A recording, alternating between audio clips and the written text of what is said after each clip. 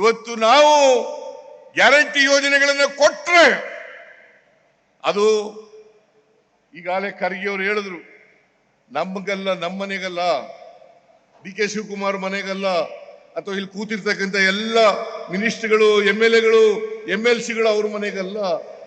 ಇದು ನಾವು ಕೊಟ್ಟಿರ್ತಕ್ಕಂಥದ್ದು ಈ ರಾಜ್ಯದ ಬಡವರಿಗೆ. ಅದರಲ್ಲಿ ಯಾವುದೇ ಧರ್ಮ ಇಲ್ಲ, ಯಾವುದೇ ಜಾತಿ ಇಲ್ಲ, ಯಾವುದೇ ಪಕ್ಷ ಇಲ್ಲ. ನಿಮಗೆ ನಾಚಿಕೆ ಆಗಲ್ವಾ? ಬಿಜೆಪಿಯವರಿಗೆ, JDSನವರಿಗೆ ನಾಚಿಕೆ ಆಗಲ್ವಾ? ನಿಮ್ಮ ಪಕ್ಷಕ್ಕೆ ಬೆಂಬಲ ಕೊಟ್ಟಿರ್ತಕ್ಕಂಥವರಿಗೆ, ಅವರ ಬಡವರು ಇದಾರಲ್ಲ ನಿಮ್ಮ ಪಕ್ಷದಲ್ಲಿ, ಆ ಬಡವರಿಗೂ ಕೂಡ ನಾವು ಗ್ಯಾರಂಟಿ ಯೋಜನೆಗಳನ್ನು ಕೊಟ್ಟಿದ್ದೇವೆ. ಬರೀ ಕಾಂಗ್ರೆಸ್ಗಲ್ಲ, JDSನವ್ರಿಗೂ ಕೂಡ ಕೊಟ್ಟಿದ್ದೇವೆ, ಬಿಜೆಪಿಯವ್ರಿಗೂ ಕೂಡ ಕೊಟ್ಟಿದ್ದೇವೆ, ಕಾಂಗ್ರೆಸ್ನವ್ರಿಗೂ ಕೂಡ ಕೊಟ್ಟಿದ್ದೇವೆ, ಯಾವುದೇ ಪಕ್ಷಕ್ಕೆ ಸೇರದಿದ್ದವ್ರಿಗೂ ಕೂಡ ಕೊಟ್ಟಿದ್ದೇವೆ. ಇಂಥ ಜಾತಿ ಅಂತ ಕೊಟ್ಟಿಲ್ಲ, ಇಂಥ ಧರ್ಮ ಅಂತ ಕೊಟ್ಟಿಲ್ಲ, ಇಂಥ ಪಕ್ಷ ಅಂತ ಕೊಟ್ಟಿಲ್ಲ. ಎಲ್ಲ ಜಾತಿಯವರಿಗೆ, ಎಲ್ಲ ಪಕ್ಷದವರಿಗೆ, ಬಡವರಿಗೆ ಕೊಟ್ಟಿರ್ತಕ್ಕಂಥದ್ದು. ನಿಮಗೆ ನಾಚಿಕೆ ಆಗಬೇಕು. ನಮ್ಮ ಈ ಗ್ಯಾರಂಟಿ ಯೋಜನೆಗಳನ್ನು ನರೇಂದ್ರ ಮೋದಿ ಅವರು ರಾಜಸ್ಥಾನದಲ್ಲಿ ವಿರೋಧ ಮಾಡಿದ್ರು. ರಾಜಸ್ಥಾನದಲ್ಲಿ ಇದನ್ನು ಘೋಷಣೆ ಮಾಡಿದಾಗ ವಿರೋಧ ಮಾಡಿದ್ರು. ಏನಂತ ವಿರೋಧ ಮಾಡಿದ್ರು?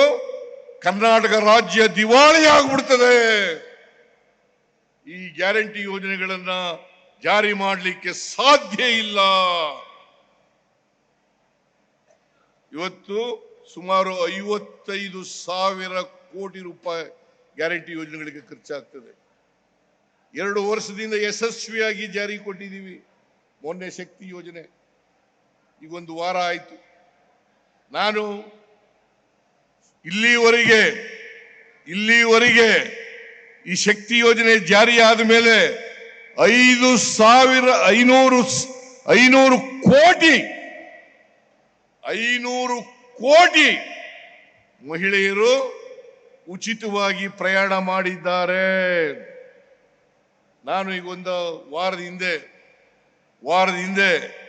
500 ಕೋಟಿ ಟಿಕೆಟ್ ಅನ್ನ ಕೊಟ್ಟಿದ್ದೇನೆ ಮಹಿಳೆಗೆ, ಪ್ರಯಾಣಿಕರಿಗೆ 500 ಕೋಟಿ ಟಿಕೆಟ್ ಅನ್ನು ಕೊಟ್ಟಿದ್ದೇನೆ. ನೀವು ಯಾವಾಗಲಾರು ಮಾಡಿದ್ರ? ಇವತ್ತು ಮಹಿಳೆಯರೆಲ್ಲ ಖುಷಿಯಾಗಿದ್ದಾರೆ, ಬಡವರೆಲ್ಲ ಖುಷಿಯಾಗಿದ್ದಾರೆ,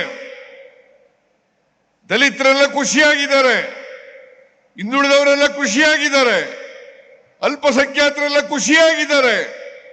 ನಿಮಗೆ ಹೊಟ್ಟೆ ಉರಿ ಇದೆಯಲ್ಲ, ಈ ದ್ವೇಷ ಇದೆಯಲ್ಲ, ರಾಜಕೀಯ ದ್ವೇಷ, ನಾನು ಇವತ್ತು ಅವ್ರಿಗೆ ಹೇಳ್ತೀನಿ, ಈ ದ್ವೇಷವನ್ನ ಬಿಡಿ, ಹೊಟ್ಟೆ ಉರಿಯನ್ನ ಬಿಡಿ, ಮತ್ಸರವನ್ನ ಬಿಡಿ, ರಾಜಕೀಯವಾಗಿ ಮಾತಾಡಿ. ನಾನು ಹೇಳ್ತಕ್ಕಂಥದ್ದು ಸುಳ್ಳಾದರೆ ಪ್ರಶ್ನೆ ಮಾಡ್ತಕ್ಕಂಥ ಹಕ್ಕಿದೆ ನಿಮಗೆ. ಅಸೆಂಬ್ಲಿನಲ್ಲಿ ಹೇಳಿದ್ದೀನಿ, ಹೊರಗಡೆ ಹೇಳಿದ್ದೀನಿ, ಎಲ್ಲ ಕಡೆಗಳಲ್ಲಿ ಹೇಳ್ತಾ ಇದ್ದೀನಿ. ನೀವು ಇದ್ರೆ ಪ್ರಶ್ನೆ ಮಾಡಬೇಕು. ದಾಖಲಾತಿಗಳ ಮೂಲಕ ಸಿದ್ದರಾಮಯ್ಯ ಹೇಳೋದು ಸರಿ ಇಲ್ಲ ಅಂತಕ್ಕಂಥ ಈ ಮಾತನ್ನ ಹೇಳಬೇಕಾಗ್ತದೆ. ಈ ದೇಶದಲ್ಲಿ ಅಸಮಾನತೆ ನಿರ್ಮೂಲನೆ ಆಗಬೇಕಲ್ಲ. ಬಡವ ಬಲ್ಲಿದ ಸುಮಾರು 90% ಜನ ಶೂದ್ರ ವರ್ಗದವರು ಇರ್ತಕ್ಕಂಥದ್ದು, 10% ಜನ ಮಾತ್ರ ಮೇಲ್ವರ್ಗದವರು ಇರ್ತಕ್ಕಂಥದ್ದು, ಶ್ರೀಮಂತರು ಇರ್ತಕ್ಕಂಥದ್ದು. ಈ 90% ಜನ ರಾಜಕೀಯ ಮೇಲಕ್ಕೆ ಬರಬೇಕಾ ಬೇಡ? ಅವರು ಸಾಮಾಜಿಕವಾಗಿ, ಆರ್ಥಿಕವಾಗಿ ಅವರಿಗೆ ಶಕ್ತಿ ತುಂಬಬೇಕಾ ಬೇಡ? ಲೇಟೆಸ್ಟ್ ಹಾಗೂ ಇಂಟ್ರೆಸ್ಟಿಂಗ್ ಸುದ್ದಿಗಳಿಗಾಗಿ ಬಾಸ್ ಟಿವಿ ಕನ್ನಡ ಚಾನೆಲ್ನ ಸಬ್ಸ್ಕ್ರೈಬ್ ಮಾಡಿ. ಹಾಗೆಯೇ ಬೆಲ್ ಐಕಾನ್ ಪ್ರೆಸ್ ಮಾಡಿ. ಇದರ ಜೊತೆಗೆ ಫೇಸ್ಬುಕ್, ಇನ್ಸ್ಟಾಗ್ರಾಮ್, ಎಕ್ಸ್ನಲ್ಲೂ ಮಿಸ್ ಮಾಡದೆ ಫಾಲೋ ಮಾಡಿ.